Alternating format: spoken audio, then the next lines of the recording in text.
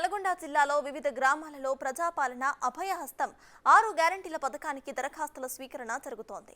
భారీ సంఖ్యలో ప్రజలు బారులు తీరారు. అయితే గ్రామ సభల ద్వారా ప్రజల నుంచి అప్లికేషన్స్ ను స్వీకరిస్తున్నారు. మరిన్ని డీటెయిల్స్ ను మా ప్రతినిధి పుల్లారావు అందిస్తారు.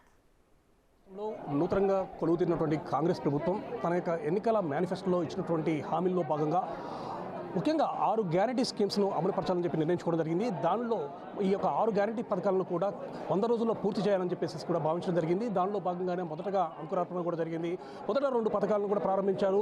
మొదటకు సంబంధించి మహాలక్ష్మి పథకము, అదేవిధంగా చేయూత పథకాన్ని ప్రారంభించినటువంటి రాష్ట్ర ప్రభుత్వం ఈ రోజు నుండి కూడా మిగతా 6 గ్యారంటీ స్కీమ్స్ సంబంధించేసేసి అన్ని కార్యక్రమాలను కూడా అన్ని స్కీమ్లను కూడా పారదర్శకంగా ఎలాంటి ఇబ్బందులు లేకుండా ప్రజలందరికీ కూడా తమ యొక్క పరిపాలనకు సంబంధించేసి అన్ని లబ్ధి పథకాలు మొత్తం చేకూర్చే విధంగా కూడా ప్రణాళిక రూపొందించడం జరిగింది. అధికారులు అనేవారు పూర్తి స్థాయిలో దీన్ని ఆన్లైన్ చేసేసి అక్కడి నుండి ప్రభుత్వానికి పంపిస్తారు. ప్రభుత్వానికి పంపించిన తర్వాత అక్కడి నుంచి నివేదిక, అంటే ఎవరైతే లబ్ధిదారులు ఉన్నారో, ఎవరైతే అర్హులు ఉన్నారో వారందరినీ కూడా దాన్ని క్రోడీకరిస్తారు. దానికి సంబంధించేసి వాళ్ళు చేయడం జరుగుతుంది. మొత్తం కూడా నిజమైన లబ్ధిదారులకు మాత్రం అదే విధంగా ప్రయత్నాలు చేస్తున్నారు. ప్రజెంట్గా మనం మిర్యాల కూడా ఆర్డీఓ గారు మనతో ఉన్నారు. సార్ చెప్పండి, ప్రజెంట్గా ఈ యొక్క గ్రామపాలనకు సంబంధించి ఈరోజు స్టార్ట్ కావడం జరుగుతుంది. ఈ లబ్ధిదారులకు సంబంధించి ఎలాంటి ఏర్పాటు చేస్తారు? లబ్ధిదారులకు సంబంధించి 5 జనరల్ కౌంటర్స్, అభయహస్తం దరఖాస్తు తీసుకోవడానికి 5 కౌంటర్లు ఏర్పాటు చేయడం జరిగింది. అందులో మళ్ళీ స్త్రీలకు పురుషులకు వేరువేరుగా తీసుకోవాలని చెప్పేసి ఇన్స్ట్రక్షన్స్ ఇవ్వడం జరిగింది.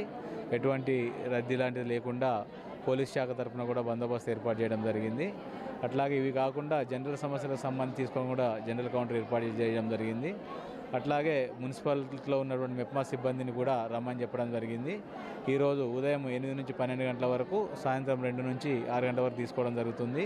ఇవాళ ఇవ్వలేనటువంటి వాళ్ళకు కూడా ఇదే ప్లేస్లో 8వ తారీఖు వరకు ప్రతిరోజు వాళ్ళ దగ్గర నుంచి ఈ అభయహస్తం దరఖాస్తు తీసుకోవడానికి ఏర్పాటు చేయడం జరిగింది. ఏ వార్డులోనైనా సరే వాళ్ళ నిర్దేశిత తేదీలలో వాళ్ళు ఇవ్వడానికి వీలు కానట్లయినా నేను కూడా తర్వాత కూడా 8వ తారీఖు వరకు తీసుకోవడం జరుగుతుంది. వీటనే కాబట్టి పడాల్సినటువంటి అవసరం లేదు. అలాగే వాళ్ళు నింపేటువంటి దరఖాస్తు ఫారంలో అన్ని వివరాలు కూడా సమగ్రంగా ఉండేటట్టు పూరించి దానికి అవసరమైనటువంటి వారి కుటుంబ సభ్యుల యొక్క ఆధార్ కార్డులు మొత్తము, రేషన్ కార్డు లేనట్లయితే ఎఫ్ఎస్సి కార్డు ఏదైతే రెఫరెన్స్ నెంబరు తర్వాత వివరాలు ఉన్నాయో దానికి అటాచ్ చేసి వాళ్ళకి అవసరమైనటువంటి ఏ పథకాలను అయితే వాళ్ళు కోరుకుంటున్నారో ఆ పథకాలను టిక్ చేసి అన్ని వివరాలు నింపి ఫోన్ నెంబర్ లాంటివి కూడా ఎటువంటి మిస్ కాకుండా, మిస్టేక్ లేకుండా ఇవ్వాలి. ఎందుకంటే ఎప్పుడైనా సరే వాళ్ళని మళ్ళీ విచారణకు సంబంధించి రెఫరెన్స్ అవసరం అవుతుంది కాబట్టి అన్ని వివరాలు పూరించి మరొకసారి చెక్ చేసుకొని ఇవ్వాల్సిందిగా కోరుతున్నాం.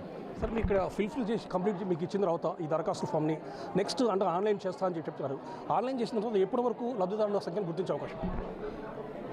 ఇప్పుడు ఏదైతే ప్రజాపాలనకు సంబంధించి ఈ రోజు నుంచి 8వ తారీఖు వరకు ఏదో తీసుకునేవన్నీ కూడా సంబంధిత తహసీల్దార్ల యొక్క పర్యవేక్షణలో వాళ్ళ యొక్క కస్టడీలో ఉంచబడతాయి. అలాగే 8వ తారీఖు వరకు ఈ నిర్దేశిత తేదీ తర్వాత కూడా గ్రామసభ తర్వాత, వార్డు సభ తర్వాత కూడా తీసుకున్నటువంటి వాటిని కూడా అన్నీ కలిపి గ్రామ పంచాయతీల వారీగా, వార్డుల వారీగా ఉంచడం జరుగుతుంది. ఎప్పుడైతే ప్రభుత్వం నుంచి ఆదేశాలు వస్తాయో, ఏ పోర్టల్లో అయితే ప్రభుత్వము వాటిని వివరాలను పూరించమని అప్లోడ్ చేయమని చెప్తుందో వాటిలో ఇమీడియట్గా అప్లోడ్ చేయడానికి అవసరమైనటువంటి సిబ్బందిని అందరినీ కూడా గుర్తించి తయారుగా పెట్టుకోవడం జరిగింది. ఇది మొత్తానికి సంబంధించి ఈ రోజు నుండి ప్రారంభమైనటువంటి గ్రామ పాలనకు సంబంధించేసి అన్ని రకాల ఏర్పాటు చేయడం జరిగింది. అదేవిధంగా ఎవరైతే ఈ యొక్క 6 గ్యారంటీ పథకాలకు సంబంధించేసి ఈ భరోసా పథకం కింద ఎవరైతే అప్లై చేసుకోవడానికి వస్తున్నారో వారందరికీ సంబంధించేసి అన్ని రకాలైనటువంటి వసతులు ఏర్పాటు చేయడం జరిగింది. అదేవిధంగా స్త్రీల కోసము సపరేట్ కౌంటర్స్ని ఏర్పాటు చేయడం జరిగింది. అదేవిధంగా ఎవరైనా దివ్యాంగులు కానీ వృద్ధులు కానీ ఉన్నట్లయితే వారి దగ్గరికి వెళ్ళి వాళ్ళకి సపరేట్గా కూడా వాళ్ళ దగ్గర నుంచి ఈ యొక్క అప్లికేషన్స్ తీసుకునే అవకాశం కల్పించామని చెప్పడం జరుగుతుంది. పూర్తి అయిపోయినటువంటి ఈ యొక్క అప్లికేషన్స్ మొత్తాన్ని కూడా తర్వాత ప్రభుత్వ ఆదేశానుసారము దాన్ని పూర్తి స్థాయిలో క్రోడీకరణ చేసి ఆన్లైన్ చేసేసి నిజమైన లబ్ధిదారులకు వర్తించే విధంగా ఈ యొక్క పథకాన్ని మేము అమలు చేయబోతున్నాము అని చెప్పేసి కూడా అధికారులు చెప్తున్న సందర్భం ఉంది. నల్గొండ నుండి కెమెరా రవితో పుల్లారావు, బిగ్ టీవీ.